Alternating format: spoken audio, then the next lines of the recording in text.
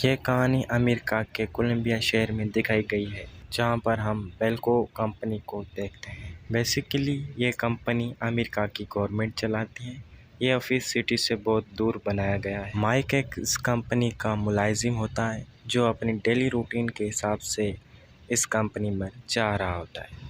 ज़रूरत से ज़्यादा यहाँ पर गार्ड मौजूद हैं। वो सब गार्ड्स बिल्कुल न्यू हैं। वहाँ पर जितने भी लोकल एम्प्लॉय थे उन सबको वापस भेजा जा रहा था। माइक और उसके सारे फ्रेंड्स ऑफिस के अंदर आ जाते हैं और सब लोग आम रूटीन की तरह अपने कामों पर लग जाते हैं। ऑफिस के तमाम एम्प्लॉयज़ बहुत खुश लग रहे थे। कंट्रोल रूम में कुछ लोग इनों के ऊपर नज़र रखे हुए थे। एक लड़की जिसका नाम डेनी होता है, उसका आज ऑफिस में पहला दिन होता है। यहाँ पर यह बात भी मालूम होती है कि बेल्को ऑफिस के सारे एम्प्लॉयज़ के सर पर ट्रैकर्स लगाए होते हैं। इन ट्रैकर्स का मतलब ये होता है कि स्टाफ की सिक्योरिटी को बिल्कुल मुकम्मल बनाया जा सके। ऑफिस कोलंबिया में है, यहाँ के हालात ख़राब होते हैं, किसी को अगवा होने से बचाया जा सके। माइक बहुत परेशान होता है। 9 लोकल एम्प्लॉयज़ होते हैं, 9 लोकल्स गार्ड्स। माइक अपने लोकल गार्ड से पूछता है यहाँ पर ज़रूरत से ज़्यादा सिक्योरिटी क्यों है। उसी टाइम एक आवाज़ सुनाई देती है, जो बताया जाता है कि टोटल इस ऑफिस में 180 लोग हैं, जो सब मरने वाले हैं। अगर बचना चाहते हो तो मुझे सुनो और मेरे ऑर्डर्स फॉलो करो। आप लोगों को जो टास्क दिए जाएंगे उन सब को कंप्लीट करना पड़ेगा। पहला टास्क दिया जाता है कि आप अपने ऑफिस के किसी भी 2 मेंबर्स को मारना पड़ेगा, और ये भी बताया जाता है कि आप अपने स्टाफ से किसी भी मेंबर्स को मार सकते हैं। अगर ये टास्क कंप्लीट नहीं किया तो इसका बहुत बुरा अंजाम होगा। उसके बाद मिस क्रिस आवाज़ ख़त्म हो जाती है। एम्प्लॉयज़ इस बात को मजाक समझते हैं और सब अपने काम पर ध्यान देते हैं। अब स्टाफ के फ़ोन सिग्नल भी चले जाते हैं और कोई भी सिग्नल नहीं है या किसी से भी राब्ता नहीं कर सकते। अचानक स्टाफ की एक बूढ़ी औरत भागने की कोशिश करती है। बिल्डिंग के सारे शीशों पर मेटल शीट आ जाती है। मुकम्मल बिल्डिंग बिल्कुल पूरी तरह से सील हो जाती है। यह देखकर पूरा स्टाफ डर जाता है। माइक ऑफिस के वर्कर्स को कहता है कि इन सारे शीशों को यहाँ से तोड़ दो। वर्कर्स बहुत कोशिश करते हैं, पर इन प्लेट्स के ऊपर कोई भी असर नहीं होता। वहाँ पर कंपनी का बॉस आ जाता है, उनका नाम बेरी होता है। वो कहता है डरने की कोई बात नहीं, शायद सिस्टम में कोई खराबी आ गई है, सिस्टम थोड़ी देर में सही करवाया जाएगा। माइक सब चीज़ों को देखकर मजाक नहीं समझता। ऑफिस के कुछ मेंबर्स छत पर चले जाते हैं।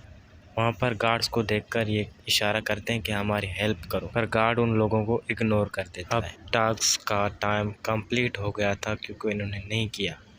अब सारे एम्प्लॉयज़ के सर फाटने लगे, जो इनके सर पर ट्रैगर्स लगाए गए होते हैं। इन लोगों को इसलिए मारा जाता है क्योंकि मिस्क्रिस आवाज़ में जो टाइम दिया गया था, जो टास्क दिया गया था, वो टास्क इन लोगों ने नहीं कंप्लीट किया था। बहुत सारे लोग मारे जा चुके होते हैं और सारे लोग भागना शुरू कर देते हैं। कंपनी का बॉस बेरी नोटिस करता है कि इनों के सारे सर फाटे हुए होते हैं। इनों के सर इसलिए फाटे होते हैं क्योंकि इनों के सर पर एक छोटा सा बॉम्ब लगाया जाता है। इसी वजह से लोकल एम्प्लॉयज़ को घर भेजा गया था। जो लोग दूसरी सिटी से आकर बेल्को कंपनी पर काम कर रहे थे, उन सब के सर पर एक ट्रैकर बॉम्ब लगाया गया था। माइक फ़ौरन वॉशरूम की तरफ भागता है और अपने चाकू की मदद से अपने सर से ट्रैकर निकालने की कोशिश करता है। वहाँ पर एक वॉइस प्ले होती है और मैक को बोलती है कि अपने ट्रैकर्स निकालने की कोशिश ना करें, और माइक को ये भी बोला गया था। पूरे ऑफिस में ये आवाज़ फिर से प्ले होती है कि कोई भी कैमरा रिमूव करने की कोशिश करेगा या ट्रैकर निकालने की कोशिश करेगा, उन सब लोगों को मार दिया जाएगा।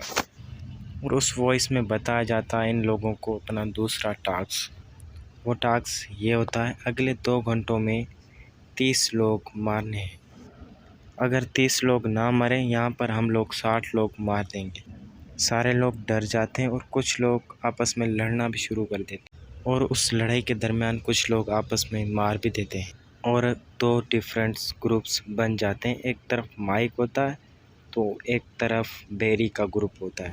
माइक बोलता है कोई भी किसी को नहीं मारेगा और ज़्यादातर लोग माइक का ही साथ देते हैं और माइक किसी को भी मारना नहीं चाहता था। और उस ऑफिस में एक आर्मी होता है, आर्मी को खोलने की कोशिश करते हैं ताकि वेपन्स मिल सके। वहाँ का लोकल गार्ड्स उनको रोकने की कोशिश करता है और माइक सिक्योरिटी गार्ड को बोलता है रिलैक्स करो, हम किसी को भी मार नहीं सकते। वो सारे मेंबर्स फिर से बेल्को की छत पर जाते हैं और वहाँ पर ये लोग बैनर लगाते हैं। बैनर के ऊपर लिखा होता है कि हमारी हेल्प करो और उसी वक्त गार्ड्स नीचे आ जाते हैं और उनके ऊपर शूट करते हैं। फिर से वॉइस आती है, वॉइस में बोला जाता है ऐसा तुम लोग कुछ भी नहीं लगा सकते। माइक नीचे आकर अपने साथियों से बात करता है और वो समझ जाता है कि हमारी एक जॉब, हमारी एक ट्रैक थी और हम पर कोई एक्सपेरिमेंट किया जा रहा है। बेरी माइक के सर पर कोई चीज़ मारकर उसे बेहोश कर देता है। गार्ड से भी आर्मरी की चाबियां ले लेता है ताकि आर्मरी से वेपन्स निकाले जा सके और बेरी गार्ड्स को भी मार देता है। बेरी की टीम वहां पर मौजूद गन को उठाकर आपस में बांट लेते हैं। ऑफिस के सारे मेंबर्स को गन पॉइंट पर एक शिप पर लाया जाता है और इतनी देर में माइक को भी होश आ जाता है। माइक भी गन पॉइंट पर उन लोगों के सामने खड़ा होता है और बेरी बोलता है जिनके बच्चे 18 साल से उम्र के कम के वो लोग अलग हो जाएं, यहाँ जिनके बच्चे नहीं हैं यहाँ बूढ़े लोग अलग हो जाएं और हमारे पास कोई भी रास्ता नहीं है, हमें 30 लोगों को मारना ही पड़ेगा। बेरी सिर्फ ऑर्डर लेना जानता था और ऑर्डर्स देना जानता था। बेरी को ऑर्डर फॉलो करना ही ठीक लगता है और कुछ जवान लोगों को एक साइड पर बैठा देता है।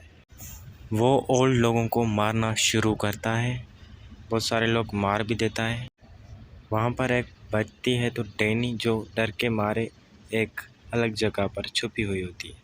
जब वो गन शूट की आवाज़ सुनती है तो ऑफिस की मेन लाइट बंद कर देती है जिसकी वजह से अंधेरा हो जाता है और सब लोग भागने लगते हैं।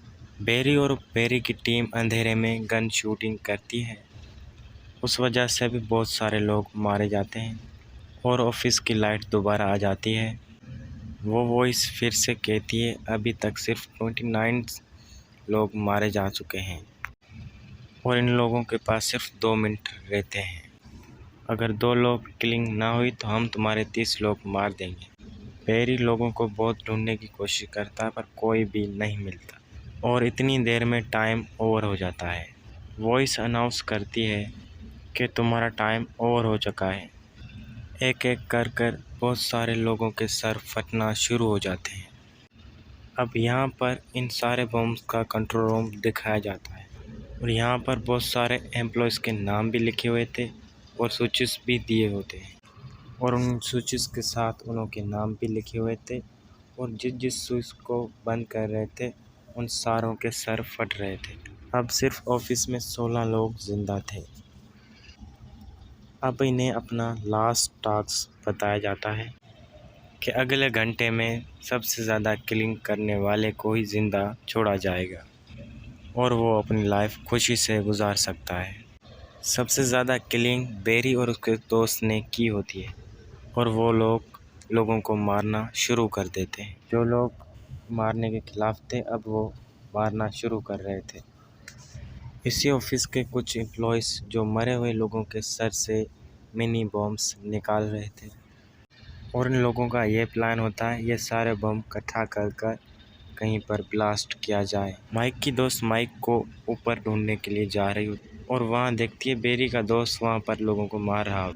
वहाँ पर माइक की दोस्त बेरी के दोस्त को कुल्हाड़ी से मार देती है। अब फिंडल भी मारा जा चुका है, बेरी का दोस्त। माइक और माइक की दोस्त आपस में मिलते हैं। माइक को वो बॉम्ब्स भी दिखाती है। माइक सारे बॉम्ब्स ले लेता है और अपनी जेब में रख लेता है। बेरी इन दोनों के ऊपर शूट कर रहा होता है। शूट के दौरान माइक के दोस्त को एक गोली लग जाती जो उसी टाइम पर मर जाती। जिस लड़की ने आज ही ऑफिस ज्वाइन किया था उसे लगता अब सब ठीक हो चुका है। जैसे ही लिफ्ट ओपन होती है बेरी उस लड़की को मार देता है। अब पूरे ऑफिस में माइक और बेरी ही जिंदा रहते हैं। माइक बहुत गुस्से में होता है क्योंकि बेरी ने उसके फ्रेंड्स को मार दिया था। बेरी और माइक में बहुत गहरी लड़ाई होती है जिसके दौरान माइक बेरी को मार देता है। अब बेरी भी मारा जा चुका था। माइक बेरी को मारने के बाद बहुत सैड होता है और रोने लगता है। माइक ही अकेला होता है जो पूरे ऑफिस में जिंदा बचता है।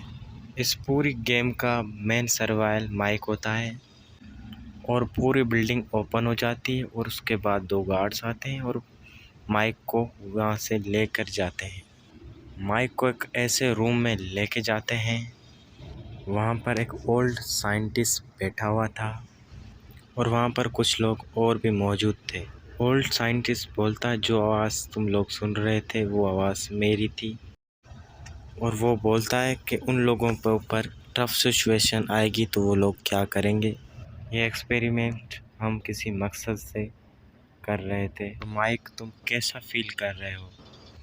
माइक बोलता है क्या तुम लोगों ने मुझे मिनी बॉम्ब्स उठाते देखा था?